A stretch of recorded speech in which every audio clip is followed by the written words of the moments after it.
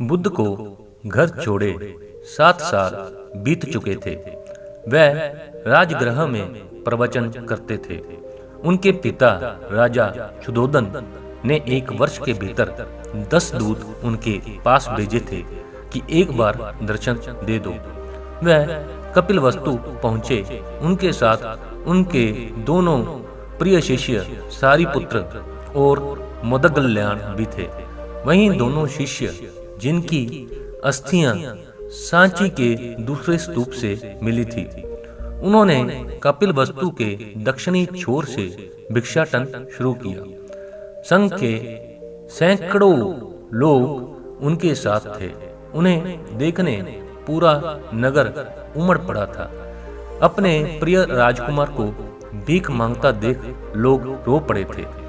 राजा को पता चला तो वह अपने बेटे को देखने सड़क पर आ गए। बहुत आग्रह करने के बाद शक्य मुनि ने राजा पिता का निमंत्रण स्वीकार किया और राजभवन में गए। राजा ने संघ के अन्य भिक्षुओं को भवन के विशेष परिसर में ठहराया।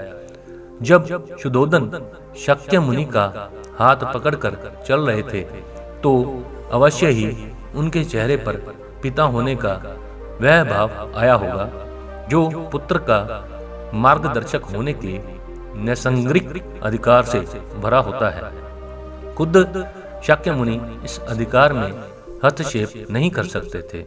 भवन में राहुल की माता यशोधरा के पास भी तुरंत ये संदेश पहुंचा कि गौतम लौट आए हैं, वह जाएं और अपने पति से मुलाकात करें। लेकिन यशोधरा ने इनकार कर दिया। गौतम उसे छोड़कर गए थे। आज लौटे हैं तो वह क्यों जाए उनका सत्कार करने। यशोधरा ने संदेश भिजवाया, यदि एक पल के लिए भी आर्यपुत्र ने मुझे कोई गुण देखा हो तो वह सब इस कक्ष तक आएंगे जहां से वह आधी रात बिना बताए चले गए थे। तथागत राहुल माता का संदेश पाकर उनके कक्ष की ओर बढ़े। उन्होंने दोनों शिष्यों से कहा, वह कुछ भी कहें, कुछ भी करें, तुम दोनों शांत रहना, कोई प्रतिक्रिया मत करना, उन्हें सुरुचिपूर्ण वंदना करने देना। कमरे में तथागत अपनी शैली में बैठ गए। सारिपुत्र हमेशा की तरह उनकी दाईं और मोदगल्याण उनकी बाईं ओर बैठे। यशोधरा आई, वह राजकुमारी नहीं दिख रही थी। उन्होंने तथागत के चरण स्पर्श किए और उनके सामने बैठ गए। कमरे में शांति थी। तभी राजा शुद्धोधन कमरे में आए। बेटी बहू को आमने सामने देख उन्होंने बेटे से कहा, भंते, यशोधरा ने सुना आपने काषाय वस्त्र धारण किया है तो उसने काषाय वस्त्र पहन लिए। उसने सुना आप एकाहारी हो गए हैं, वह भी एकाहारी हो गई।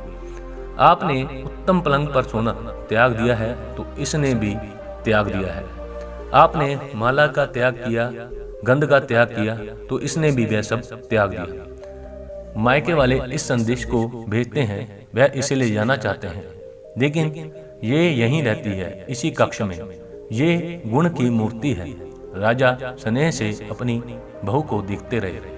अचानक तथागत उठे, उस कक्ष से बाहर चले गए। शक्य मुनि ने शिष्यों को शांत रहने को कहा था, लेकिन वह सभ्य उस कक्ष से बाहर चले गए। मैं हमेशा सोचता हूँ उस पल क्या हुआ होगा, उनके मन के भीतर कैसे कैसे विचार उठते होंगे। क्या संबोधि एक लघु क्षण होता है या दीर्घ क्षण? क्या संबोधि एक अनंत अभ्यास है? क्या स्वयं उसका गुरुयान है? धम्मपद का 13वां श्लोक बार बार याद आता है, यथागा दुच्छेन मुट्टी समति विभज्जति एवं अभाविन चिंत रागो समति विभज्जति। घर की छत मजबूत ना हो, सही तरह से उसे घास फूस से ढका ना गया हो तो बरसात के दिनों में उसमें से पानी रिसता है, घर भर में फैल जाता है। इसी तरह ध्यान और एकाग्रता हमारे व्यक्तित्व की छत है। ध्यान और एकाग्रता जीवन को सार्थक करते हैं।